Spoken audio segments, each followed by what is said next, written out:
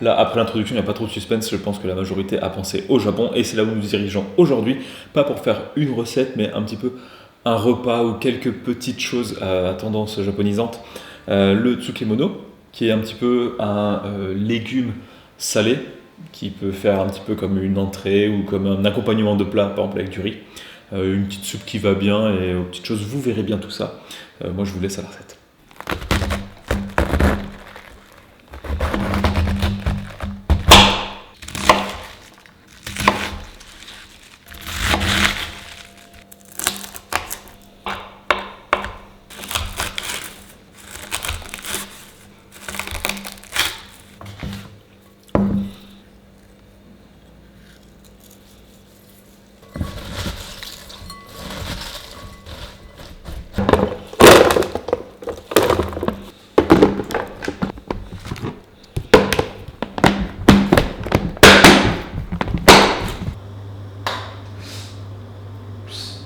Et voilà, il s'est cassé.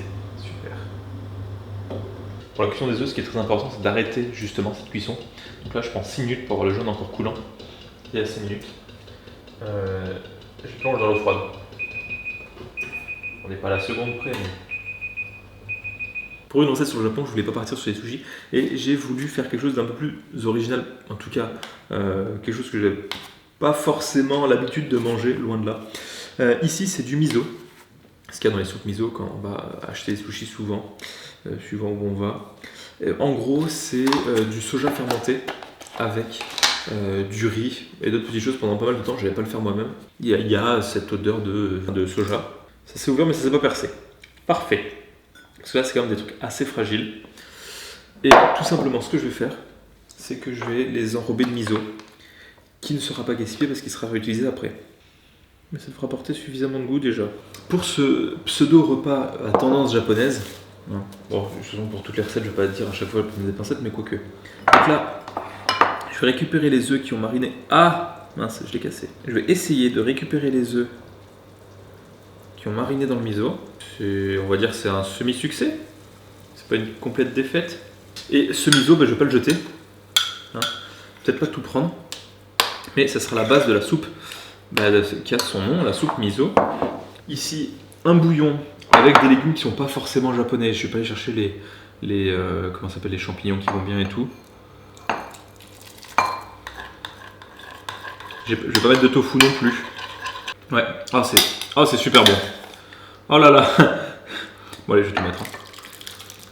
Ce miso qui sale, mais pas juste comme avec du sel, ça change tout. Pour compléter tout ça, un petit peu d'algues nori pour ce côté marin. Et là, évidemment, dans ce bol, on va pas le laisser vide.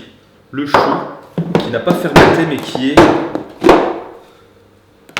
a été salé. Ce qui peut se faire, c'est mettre de la sauce soja, mais je trouve que c'est suffisamment salé. Un petit peu d'algues. Bon, ça va saler aussi, donc je me contredis un petit peu. C'est pas la première fois, ce sera pas la dernière. Voilà, donc c'est pas des sushis, mais il y a quand même cette vibe, cette tendance assez japonisante dans ce truc, et il faut pas forcément grand chose.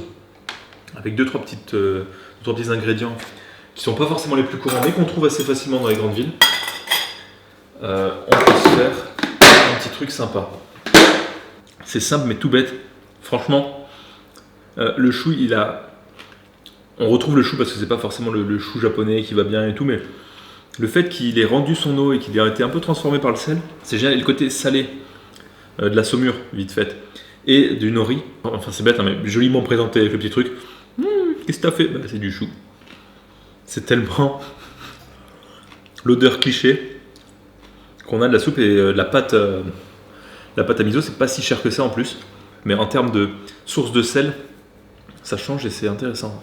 Pour une soupe liquide, parce que la plupart des soupes que je fais, j'ai d'habitude sur petit marron, des choses comme ça, c'est entre la purée et la soupe, c'est plus épais, plus légumes. Mais pour une soupe comme ça, en mode bouillon soupe, c'est une des meilleures que j'ai mangées. C'est bête, peut-être parce que d'habitude je sale pas autant. Et là, cet œuf, normalement, il est le jaune et mou, ce qui est le cas. Heureusement, il s'est pas. Ah, ça y est, il se perce. Non, perce. Ah. Il y a le goût de l'œuf, le goût de la pâte miso. Ensemble, ça fait le goût de l'œuf à la miso, au miso. Je sais pas. C'est bon, ça change. C'est juste un œuf, mais c'est bon et ça change. Peut-être le plonger là-dedans un petit peu pour le réchauffer et qu'il ait le goût de la soupe. Parce que là, il le fait tiède. Enfin, température ambiante. Ah, c'est froid. Ouais, c'est chaud. Ça fait un super repas. Franchement, j'adore tout ça. Pour revenir juste 2 secondes sur le tsukemono, c'est pas mal parce qu'on a une ambiance un petit peu différente de ce légume et ça peut être super en accompagnement de riz. Perso, je l'ai laissé 2 heures salé et donc on voit que le chou commence à devenir un petit peu translucide et après éventuellement on peut le rincer si on veut. Voilà. Pour le reste, c'était pas mal. Et pendant que je gratte le pays d'aujourd'hui, je vous explique. Donc pour aujourd'hui, personne n'a trouvé l'indice, mais pas mal de gens ont trouvé le pays.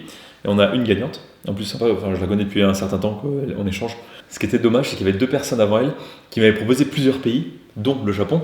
Et ça aurait été un peu simple d'avoir une liste, il y en avait 3 ou 4, je sais plus. Et donc j'ai dit, si c'est possible de choisir un pays, ce serait mieux. Ils n'ont pas choisi le bon. Donc bon, on a la gagnante qui a choisi qu'un seul pays en premier. Les indices que certains ont vus, un truc tout bête, c'est qu'il y avait des baguettes qui étaient posées qui venaient vraiment du Japon.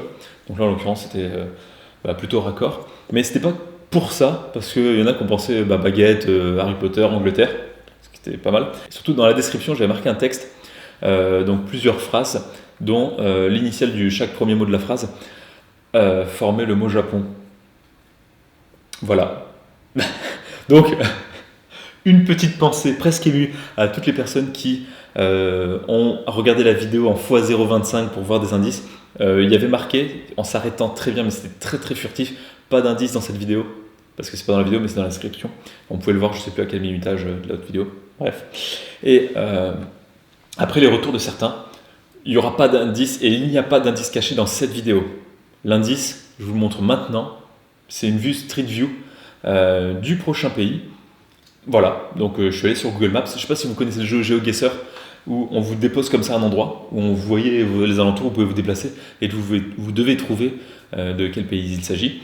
Et donc là, c'est le même principe, sauf que vous n'avez qu'une seule image. Et donc cette image, à vous de me dire le pays pour demain, et il n'y a pas d'autre indice. Vous pouvez spéculer sur le fait, par exemple, qu'il y ait des mandarines ici dans le coin de l'image, mais ça ne va pas vous aider. Voilà. Donc, merci beaucoup, et moi je vous dis à demain, et cette fois peut-être l'indice moins prise de tête. Allez.